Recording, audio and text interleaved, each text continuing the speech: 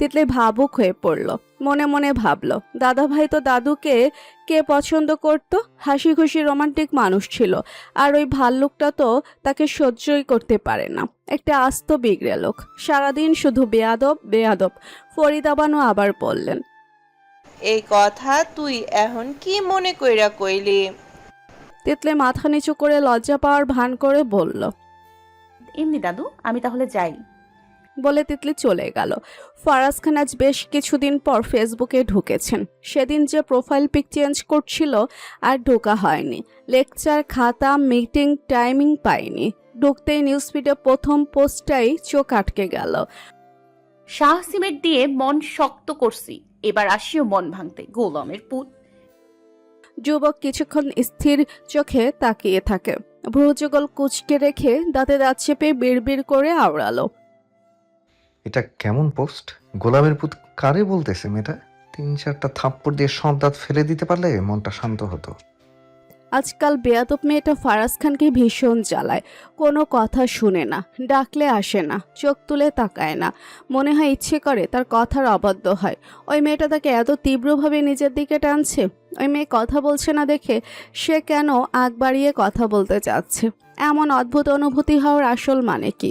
এ কারণে ফারাজের নিজের উপর রাগ হয়। ফারাজের ভাবনার ভেতরে ফারাজ খানের মা ফারিন বেগম রুমে ঢুকলেন, হাতে কয়েকটা ছবি। ফারাজের পাশে বসে বসে ভদ্র মহিলা বললেন, এগুলো দেখ কোনটা পছন্দ হয়। ফারাজ ভুরু কুচকে তাকালো।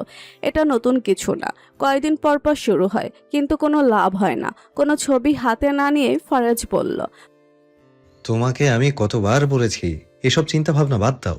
আমি এখন বিয়ে করতে চাই না। আগে একবার দেখ। না আম্মু। ফারিন বেগম জোর করে ফারাজের হাতে ছবিগুলো দিয়ে ছেলের মুখের দিকে তাকিয়ে দীর্ঘশ্বাস ফেলে বললেন, এই বছর শেষ হওয়ার আগেই তোর বিয়ে হওয়া চাই। যদি কাউকে পছন্দ থাকে তাহলে বিয়ে করে নিয়ে আয়, তারপরও বিয়ে কর। ফারাজ ছবিগুলো পুনরায় মাকে দিয়ে দিল। এর মাঝে ফারাজের বাবা আফজাল খানও আসতে আসতে বললেন, তোর মা ঠিকই বলেছে, বিয়ে কর। মরার আগে নাতি নাতনির মুখ দেখা। ফারাজ বিরক্তির রেশ ধরেই বলল, আমি এখন বিয়ে করব না ড্যাড, আমাকে সময় দাও। 24 বছর বয়সে আমি তোর মাকে বিয়ে করে তোদেরও সামলিয়েছি। তুই কি করলি? সারাদিন কলেজ থেকে আসবি যাবি, এটা কি মগের মুল্লুক নাকি? ফারাদ শেষমেশ বিরক্ত হয়ে উঠে বেলকনিতে চলে গেল। তিতলি সন্ধ্যা থেকে বাবার আশেপাশে ঘুরছে। কাল কলেজ থেকে বনভোজনে নন্দন পার্ক আশুলিয়াতে নিয়ে যাওয়া হবে। তিতলির অনেক শখ ওখানে যাওয়ার। যেভাবেই হোক বাবাকে রাজি করাতেই হবে। তৌসিফ শেখ ড্রয়িং রুমের সোফায় বসে চা খাচ্ছেন। তখনই তিতলি বাবার পাশে বসলো।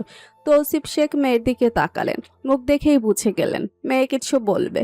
তিনি চায়ের কাপে চুমুক দিয়ে বললেন, কিছু বলবো আম্মু? জি আব্বু। বলে কিছুক্ষণ ভাবলো কিভাবে বলবে যাতে তার বাবা রাজি হয়। পরপর বলল, আমাদের কলেজ থেকে বনভোজনে নন্দন পার্ক আশুলিয়াতে ঘুরতে নিয়ে যাবে। তো কি হয়েছে? আমি যেতে চাই। আলেয়া শেখ পাশ থেকে এই কথা শুনে বললেন, যাওয়া লাগবে না। সবাই যাবে তো আম্মু, আমি তো একা না।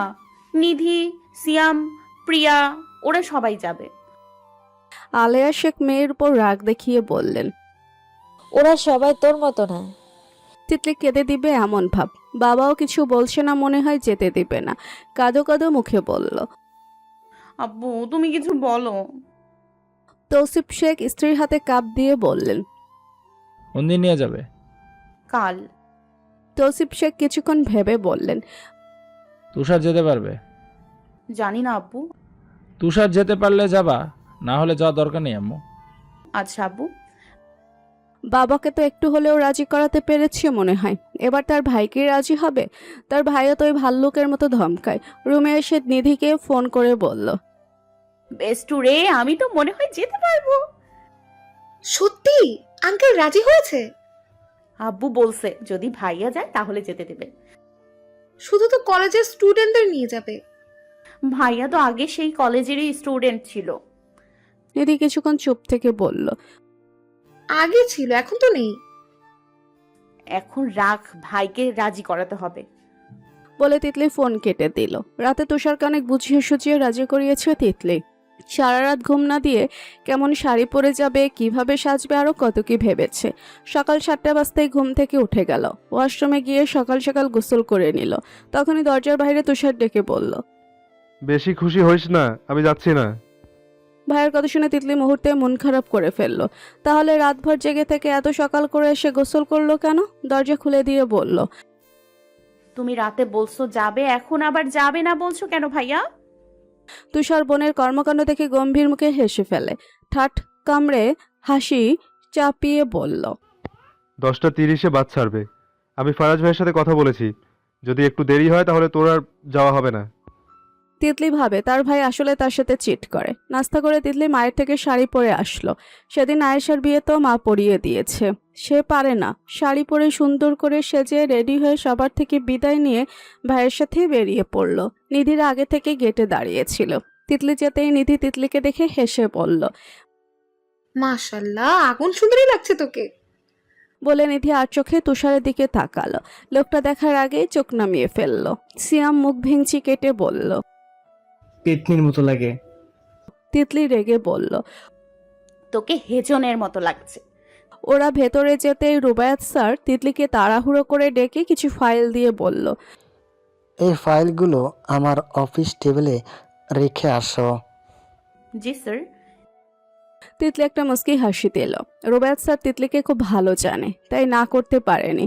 তিতলি ফাইলগুলো নিয়ে অফিসে যাওয়ার জন্য কয়েক সিঁড়ি উঠতে আচমকা কারো শক্তপোক্ত পিঠে ধাক্কা খায়। ঠোঁটটা গেল গেল ভেবে চোখ তুলে তাকাতেই কারো ধবধবে সাদা শার্টের পেছনে নিজের 2 ঠোঁটের টকটকে লাল লিপস্টিকের দাগ দেখে চমকে ওঠে রমণী। মনে মনে নিজেই বলে ওঠে, তিতলি রে, বাঁচতে হলে এক্ষুনি দৌড়ে পালা। তিতলি হাতের ফাইলগুলো নিয়ে দৌড়ে পালাতে চাইল। নিজে বাঁচতে পারলে বাপের নাম, ফাইল পড়ে রাখা যাবে, কিন্তু ভাগ্য তাকে সহায় করলো না। সহসা শাড়ির ভাঁজে পা পড়ে টালমাটাল তিতলি ফারাজের সামনেই পড়ে যায়। শেষ পর্যন্ত কিনা ভাল্লুকের সামনেই তাকে পড়তে হলো। ভয়ে চোখ মুখ খিচে রেখেছে।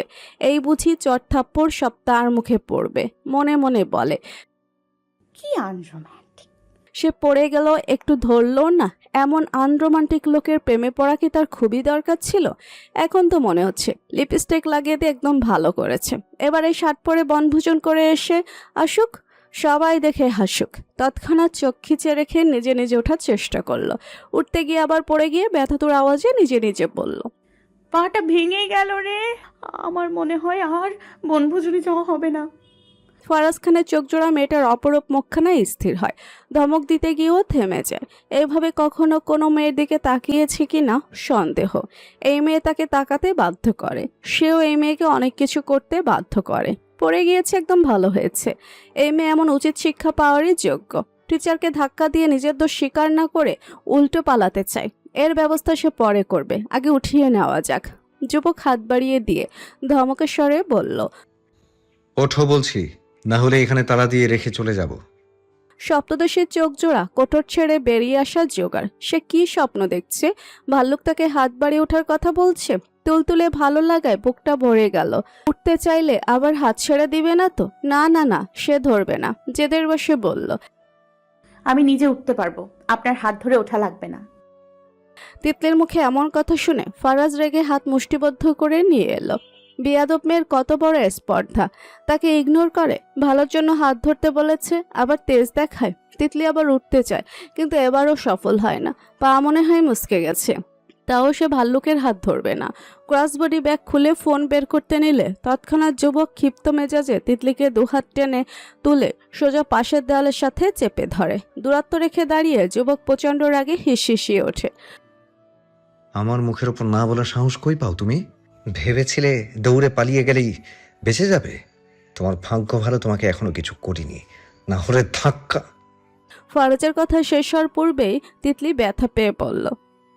ছাড়ুন। তিতলির গম্ভীর, ফারাজ ভালো। এমন রাগী ফারাজকে সে ভয় পায়। সে তাকানোর সাহস পেল না। মাথা নিচু রেখে প্রচণ্ড সাহস জুগিয়ে বলল, আপনি আমার হাত ধরেছেন কেন? ফারাজ শুনল কিনা কে জানে, উল্টো হাত পেছনে পেঁচিয়ে ধরেছে। দাঁতে দাঁত চেপে প্রশ্ন করল, আমি সেদিন ল্যাবে ডেকেছিলাম, আসলে না কেন? আর এত রাগ কারে দেখাও? হ্যাঁ, ভয় লাগে না আমাকে? তিতলি নির্মুক্ত দাঁত কামড়ালো, কথা খুঁজলো মনে মনে। সে তো ইচ্ছে করে আসেনি, আর কেন আসবে? সে না আসলে তো আরো খুশি, তাকে তো সহ্য করতে পারে না। তবে ইগনোরে কি কাজে লেগেছে? এতে হবে না। ভালো কথা বললে আবার আগের মতো হয়ে যাবে। ফ্লোরের দিকে তাকিয়ে থেকে একটু যাচাই করতে বলল। আমার ইচ্ছে তাই আসিনি আমি। আপনার কি সমস্যা? প্রশ্ন করে অপেক্ষা করলো সে। চাইলো, খুব করে চাইলো, যেন ফারাজ বলবে হ্যাঁ সমস্যা, কারণ আমি তোমাকে দেখতে চেয়েছি, তোমার কণ্ঠস্বর শুনতে চেয়েছি, তোমাকে মিস করছিলাম তাই ডেকেছি। হয়নি। উল্টো ফারাজ ধমক দিয়ে বলল, উত্তর দিতে বলছি। দিব না। মুখে মুখে তর্ক করলে বলতে গিয়ে ফারাজ হঠাৎ অফিসের করিডোরে কাচের গ্লাসের আয়নায় চোখ পড়ে। এক পাশ হয়ে তাকায়, স্পষ্ট নিজের ধবধবে সাদা শার্টে লিপস্টিকের গাঢ় দাগ দেখতে পেল। যুবক রেগে গিয়ে ঘুরে ফিরে ভালো করে দেখতে থাকে। তিতলি ভয় পেয়ে যায়। সে ভাবেনি দেখে যাবে।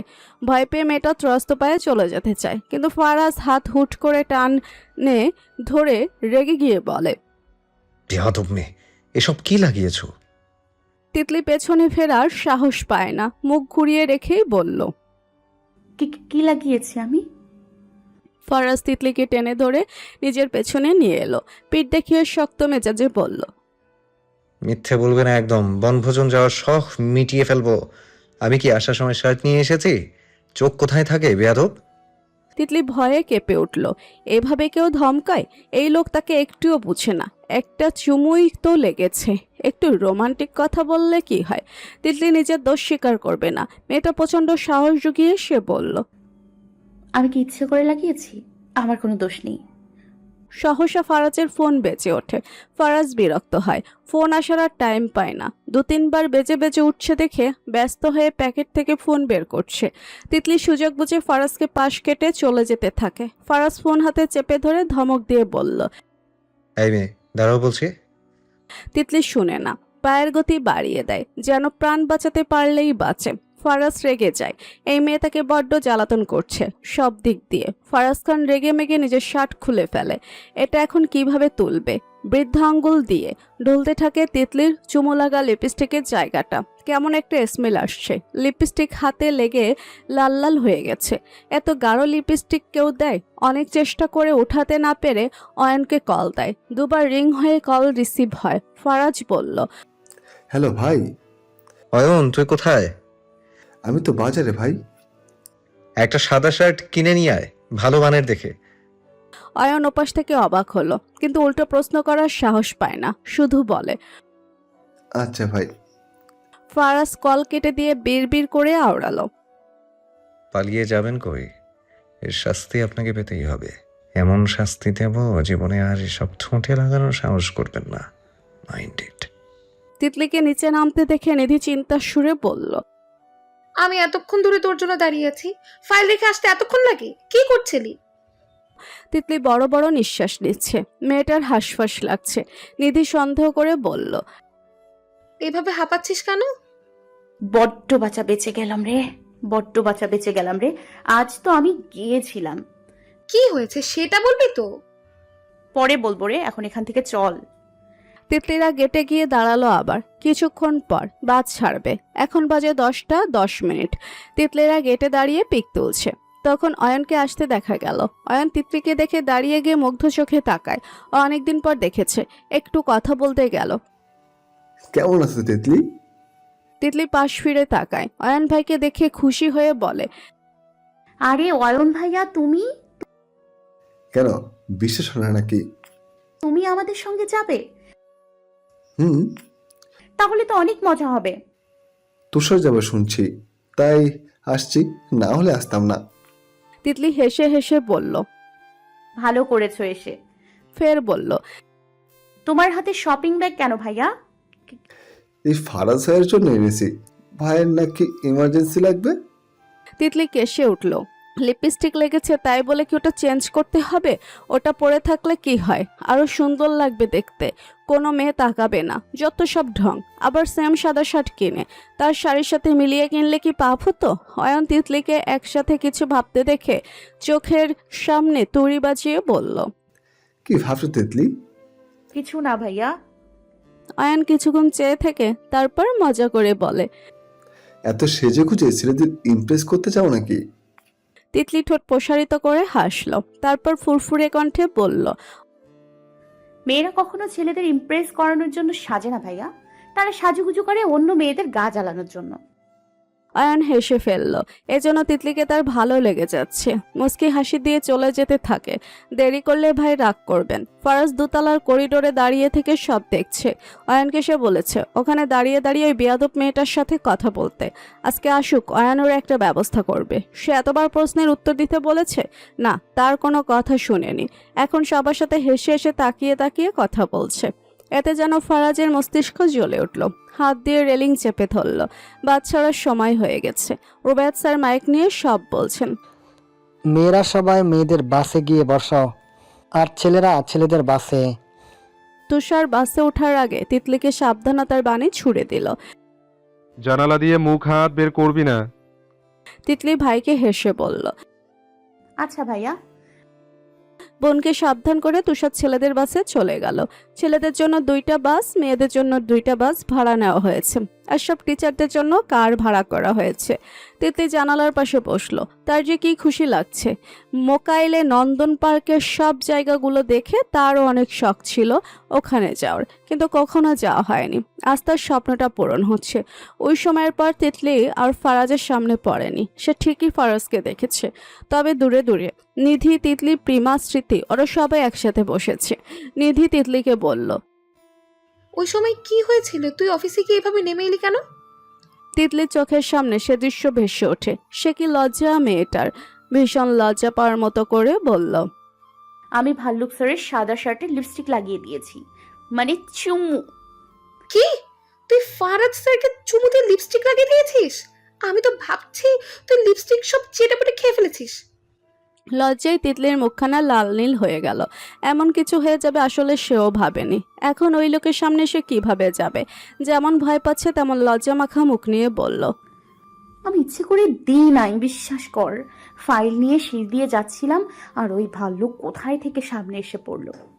স্মৃতি পাশ থেকে হতাশ ভঙ্গিতে বলল, তুই সবসময় শুধু ফারাজ স্যারের সাথে ধাক্কা খেয়ে অঘটন করিস। স্যারের থেকে পালিয়ে আসলে কিভাবে তোকে থাপ্পড় দেয়নি কয়টা? তিতলি হেসে হেসে বলল, কোন দয়ালু লোকের খুব দয়া হয়েছিল আমার উপর, তখন ভাল্লুকের কাছে কল দেয় আর আমি সুযোগ বুঝে পালিয়ে এসেছি। নিধি তিতলির পিঠে সামান্য থাপ্পড় দিয়ে বলল, এবার তো মনে হচ্ছে তোর বুদ্ধি সত্যি হচ্ছে বেস্টু। ফারাজ স্যারের চোখ ফাঁকি দিয়ে আসতে পারলি। তুই তো স্যারের থেকেও জিনিয়াস বেবি। সিরিয়াস না হলে কি ওনার মন পা। তিতলির কথার ভেতরে বাসের ভেতরে ফুল ভলিউমে গান বেজে উঠল। হুলা হুলা হুলা হুলা তু হে মেরি ফ্যান্টাসি। গানের আওয়াজে ওদের কথা সেখানেই ইতি ঘটে। বাসের সব মেয়েরা গানের সাথে তাল মিলিয়ে গাইতে থাকে। দীর্ঘ 1 ঘন্টা পর অবশেষে বাস এসে থামলো নন্দন পার্কের উঁচু রাস্তার সামনে।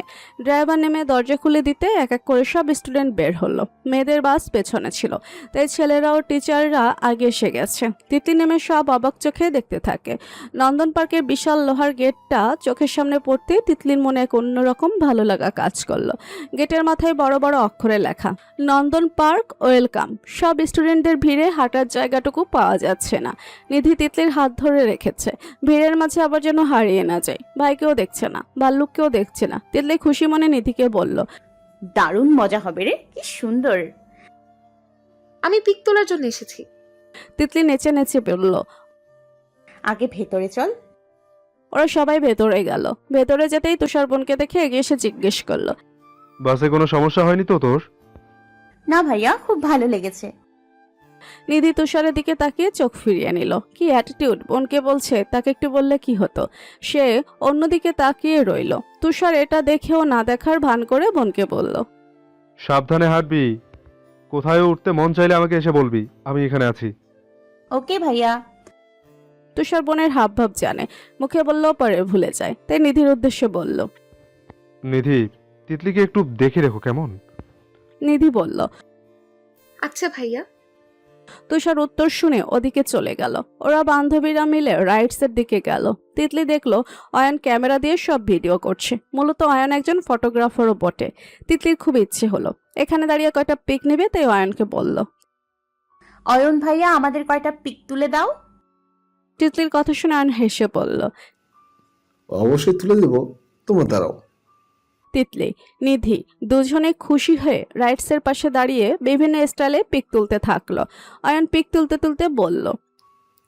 অনেক সুন্দর এসেছে পিকগুলো, ওদিকে দাঁড়াও এবার। তিতলি একা গিয়ে নাগরদোলার পাশে দাঁড়ালো। আয়ন বিভিন্ন নিয়মে পিক তুলতে ব্যস্ত হয়ে গেল। আর এই দৃশ্যটাই দূর থেকে দেখতে পেল একজন যুবক। দেখেই কপাল কুঁচকে আরো সরু চাহনিতে চেয়ে বিড়বিড় করে বলল। পিক তোলা বের করবো, আগে শুধু হাতের কাছে একবার পাই। তৎক্ষণাৎ মোবাইল বের করে অয়নকে কল দিয়ে অন্যদিকে ঘুরে হাঁটতে হাঁটতে বলল। অয়নের ফোন বেজে উঠলে প্যাকেট থেকে ফোন বের করে ফারাজ ভাই নাম দেখে সাথে সাথে রিসিভ করে বলল। হ্যালো ভাই, কিছু বলবেন? তোকে সবখানে খুঁজছি, গেটের দিকে আয়।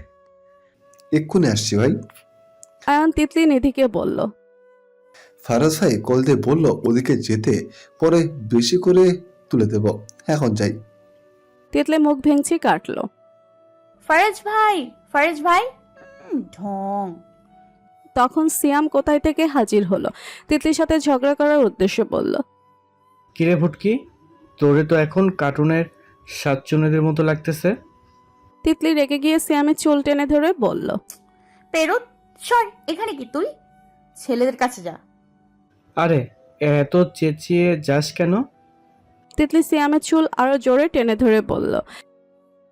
চেতলে এমন ভাবে চেতি যারা ঠান্ডা করতে আসে তারাও চেতে যায়, বুঝলি? এবার যা।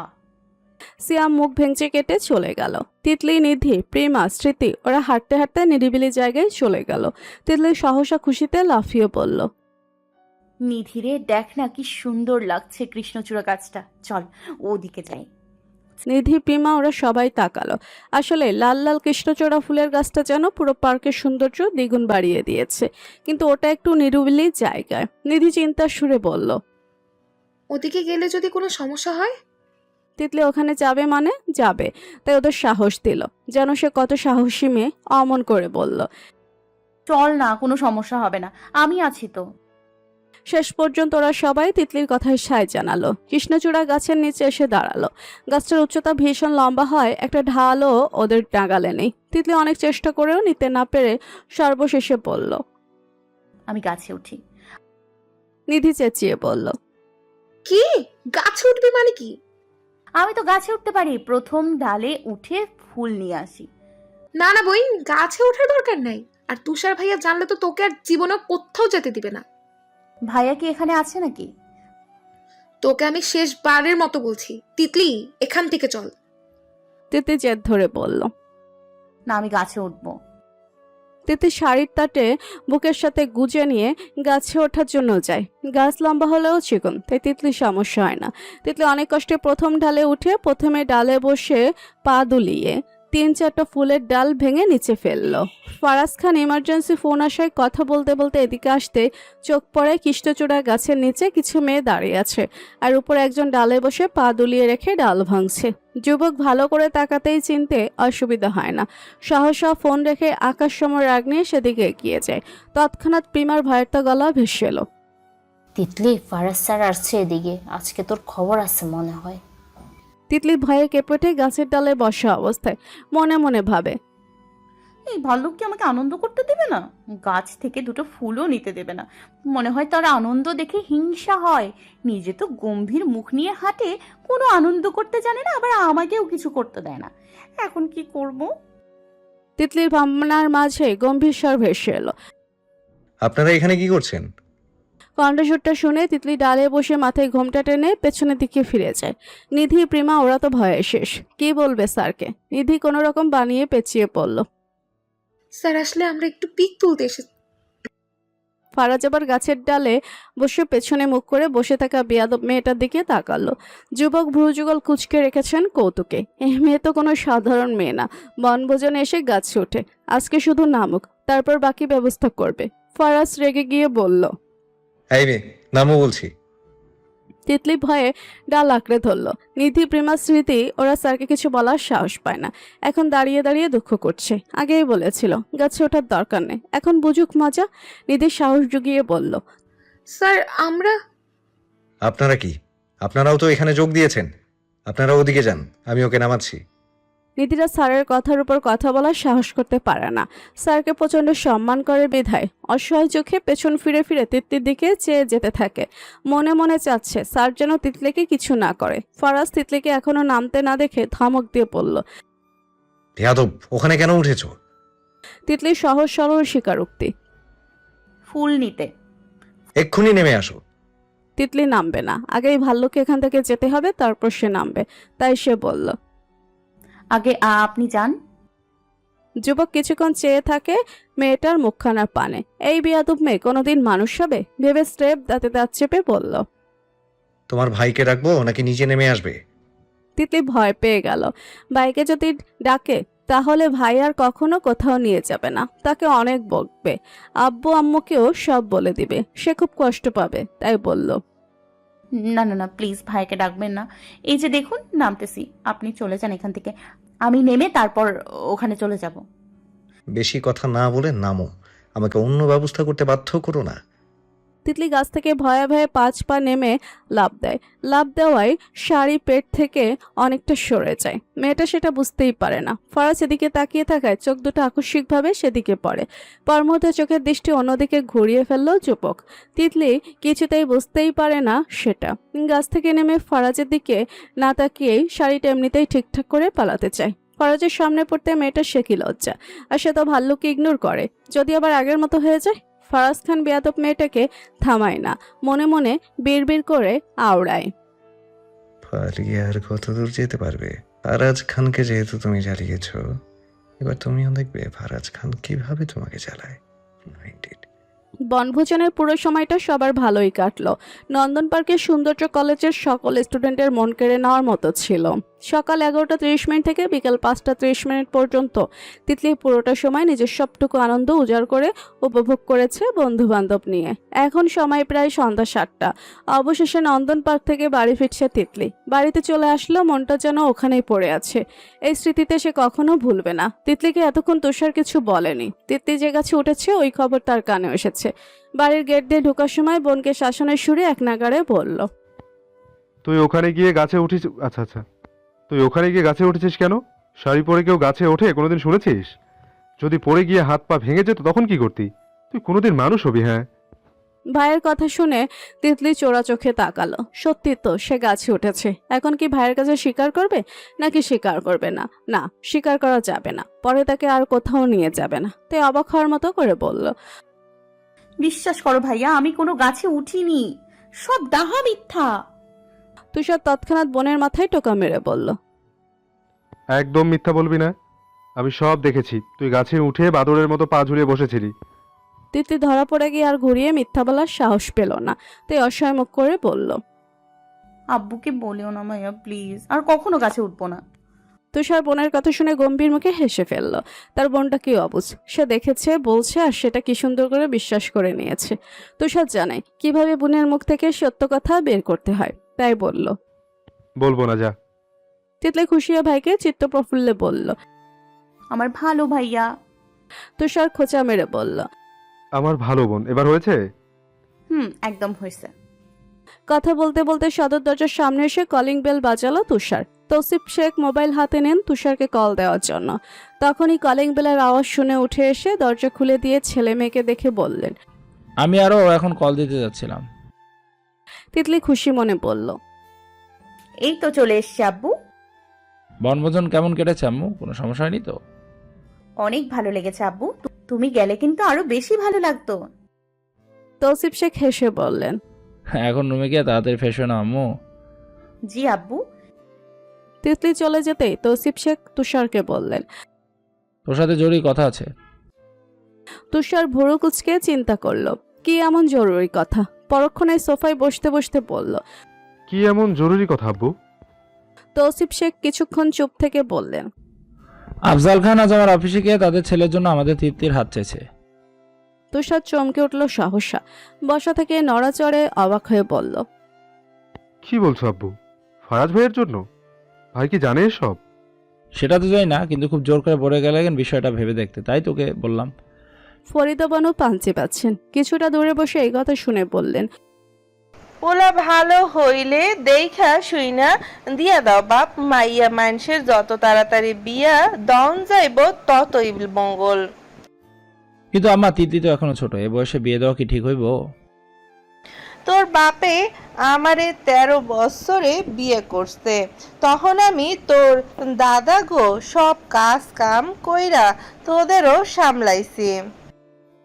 তখনকার দিন আর এখনকার দিন এক না আম্মা, এখন যুগ বদলাইছে। তাও ভাইবা খোঁজ খবর লই দেখ, পোলা যদি ভালো হয় তাইলেই তো হইল। তুষার কিছু ভেবে বলল, আব্বু, আমি কি ফারাজ ভাইয়ের সাথে এই বিষয়ে কথা বলে দেখব? না, এখন বলার দরকার নেই, আগে আমি ভেবে দেখি, এখন তুই যা। তুষার উঠে চলে যেতে যেতে কিচেনে উকি দিয়ে মায়ের উদ্দেশ্যে বলল, আম্মু, মাথা ব্যথা, এক গ্লাস লেবুর পানি বানাও। আলেয়া শেখ কিচেনে চা বানাচ্ছিলেন। ছেলের কথা শুনে বলেন, তুই যা, আমি আনতেছি। তুষারের রোদে সমস্যা আছে, বেশিক্ষণ রোদে থেকে আসলে মাথা ব্যথা ধরে। মায়ের কথায় রুমে চলে গেল। ঘড়ির কাঁটায় রাত প্রায় 9টার কাছাকাছি। ফারাজ খান বনভোজনে বিভিন্ন দায়িত্ব বহন করে ভীষণ ক্লান্ত।